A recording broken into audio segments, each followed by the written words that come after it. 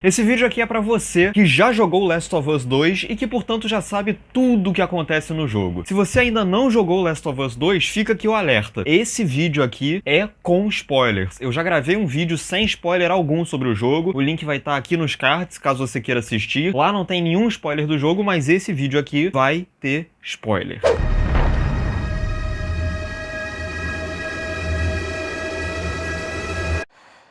We could have killed you.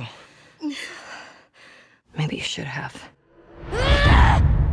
Muito bem, como eu falei lá no vídeo sem spoiler, o Last of Us 2 foi um jogo que, de cara, ele me surpreendeu muito do desenvolvimento da estrutura narrativa. Esse negócio do jogo ser muito longo e fragmentado em várias linhas temporais, saltando do presente ao passado, ou então ao presente, só que visto do ponto de vista de outra pessoa, tudo isso na estrutura narrativa do Last of Us 2 me surpreendeu muito. É um jogo, é uma narrativa que o tempo todo ela coloca o jogador em situações que ele não quer passar. É uma experiência extremamente desafiadora, não no sentido de ser difícil de passar de fase, mas sim no sentido de ser difícil de ver algumas das coisas que o jogo tem a oferecer pra gente. Nesse sentido, inclusive, a atmosfera de terror tá muito mais presente aqui nesse segundo jogo do que no primeiro. O primeiro jogo ele já tinha momentos que eram assustadores, as fases do esgoto e tal, mas assim, comparadas com o que o Last of Us 2 apresentou pra gente, é outro nível. É um jogo muito mais dedicado ao terror do que ao primeiro. E eu fiquei surpreso, logo nas primeiras 2 horas de jogo, quando o grupo da Abby e o grupo do Joel se encontraram no meio do ataque de uma horda zumbi e, imediatamente, como eu falei, vai ter spoiler, o grupo da Abby mata o Joel. Especificamente, a Abby mata o Joel com porradas de taco de golfe. Eu fiquei surpreso com isso porque é uma morte que veio de uma maneira completamente inesperada. Eu confesso que eu já esperava que o Joel fosse morrer em algum momento do jogo. Na verdade, assim, pra ser bem honesto, quando eu joguei o primeiro Last of Us há algum tempo, eu já esperava que o Joel fosse morrer logo no primeiro jogo, quando ele despenca lá daquela, enfim, daquela janela e crava a barriga naquela grade enferrujada. Eu já esperava que ele fosse morrer ali, mas ele não morreu ali. Então eu já esperava, de certa forma, que o Joel não fosse chegar ao final do Last of Us 2, não. Mas eu não esperava,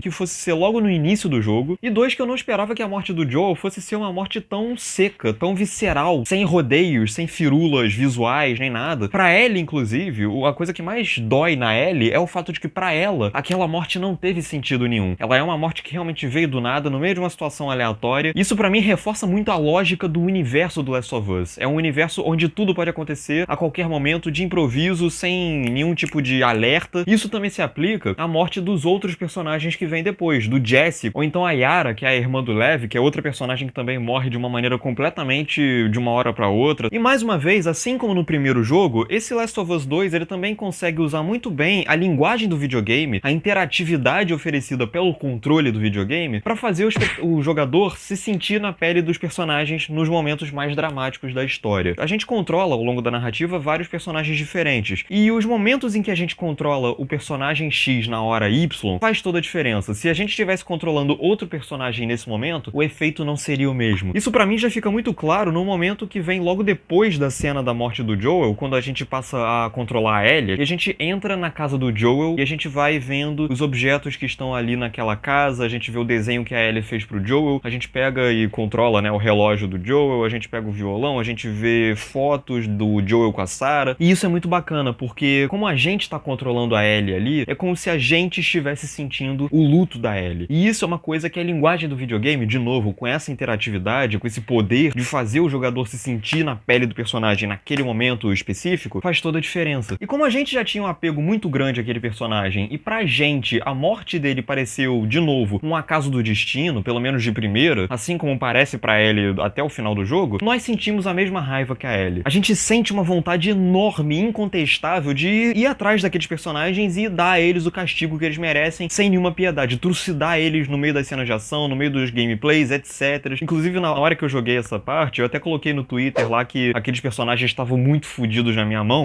e de fato eu achava que eles estavam, porque era isso mesmo que eu queria que eles sofressem. Eu tava com esse sentimento dentro de mim, eu queria ir atrás deles. Nesse sentido, Uma coisa que também é muito importante no gameplay do jogo, não é nem nas cutscenes, mas é no gameplay, é o fato de que durante as cenas de ação, enquanto você tá dando tiro, enquanto você tá dando porrada, enquanto você tá dando flechada nos inimigos, etc., sempre que você termina de bater em todos eles, geralmente sobra um ajoelhado no chão que não morreu, mas ele tá pedindo misericórdia pra Ellie. E obviamente cabe a você, como jogador, dar a ele ou não essa misericórdia. Mas de qualquer forma, essa interatividade que o jogo oferece pro jogador, ela é muito importante, pro jogador conseguir entender o que se passa na cabeça da Ellie do início ao fim do jogo.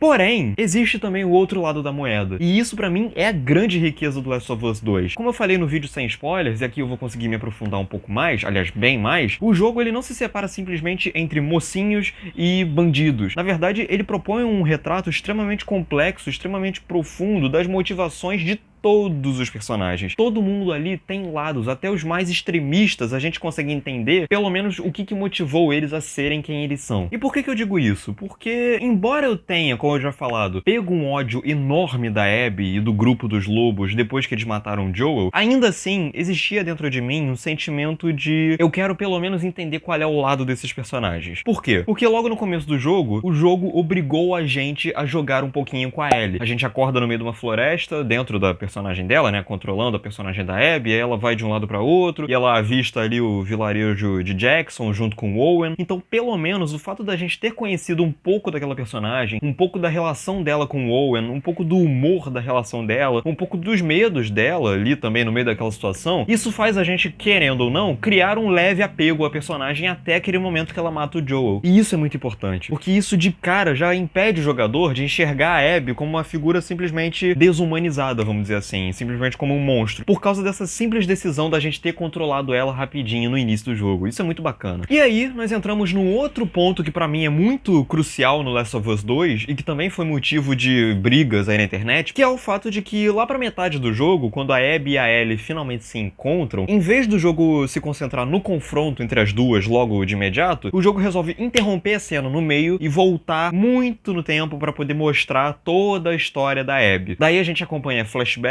alguns anos no passado, mostrando a relação dela com o pai, e depois a gente volta pra Seattle no presente, só que dessa vez mostrando o que a Abby estava fazendo durante a primeira metade do jogo. Isso é muito bacana porque, embora eu entenda os motivos de muita gente ter ficado frustrada nesse momento, eu achei bacana porque isso permitiu ao espectador ou ao jogador conhecer os lados de ambas as personagens. Não é todo dia que a gente é apresentado a uma obra, seja no cinema, seja nos games, seja, enfim, que permite que a gente entenda os lados de todos os personagens, que a gente enxergue os heróis como não heróis e os vilões como não vilões, que dê camadas, que dê dimensão pra todo mundo ali envolvido. E por mais que eu ache que alguns flashbacks, principalmente aqueles da Abby com o Owen lá naquele parquinho subaquático lá, sejam um pouco excessivos e às vezes realmente quebrem um pouquinho o ritmo da narrativa, ainda assim eu acho que toda essa parte do jogo, essa metade do jogo que a gente joga com a Abby é muito importante, porque isso faz a gente perceber que na verdade todo mundo tem um lado pra ser quem ele é. Nesse sentido, eu acho, assim, perfeito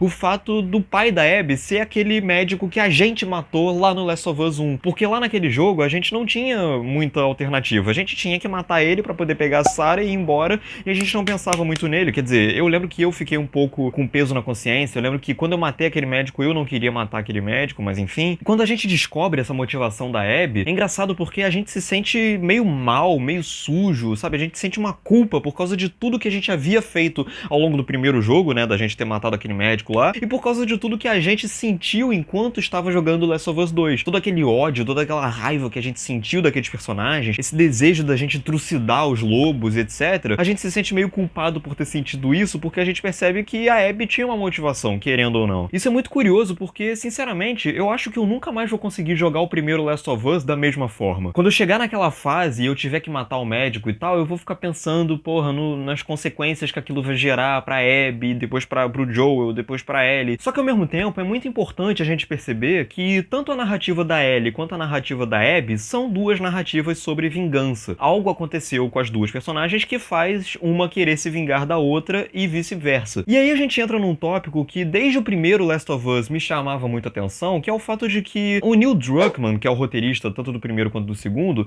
ele é muito bom nesse negócio de criar narrativas que são espelhadas. complicadas. Não é à toa que no início do primeiro jogo a gente tinha uma cena do Joel carregando a Sarah no colo, fugindo de alguns militares e de alguns zumbis, e lá no final do jogo a gente tinha uma cena do Joel carregando a Ellie também fugindo dos vagalumes. Era uma rima visual que era muito bacana. E esse Last of Us 2 ele também não deixa a desejar nesse sentido. Aliás, ele tem ainda mais rimas narrativas e visuais do que o primeiro. E pra mim a mais fundamental de todas elas é o fato de que tanto a Ellie quanto a Abby, elas têm, junto no seu grupo de amigos ou de pessoas ao seu redor, mulheres grávidas. A Ellie, ela é a namorada da Dina, que tá grávida do Jesse, e a Abby, ela tem como amiga a Mel, que tá grávida do Owen. E as duas personagens, tanto a Dina quanto a Mel, elas se convergem nessa interseção dos arcos da Abby e da Ellie de uma maneira que é muito interessante, porque em certo momento do jogo, a Ellie e a Mel se encontram e a Ellie mata a Mel. Só que ela não sabia que ela tava grávida, e aí logo depois de matá-la, ela vê, né, a barriga dela e ela percebe que ela tava grávida, e ela se sente culpada por isso e tal, porque ela acabou de matar uma mulher grávida sem nem saber, ela se sente um monstro por isso, etc. Só que quando a Abby encontra a Dina e a Ellie alerta a Abby que a Dina tá grávida, a reação da Abby é completamente diferente da Ellie. Ela simplesmente vira pra Ellie e fala, bom, e ela tenta matar a Dina. Ela só não mata a Dina porque o Lev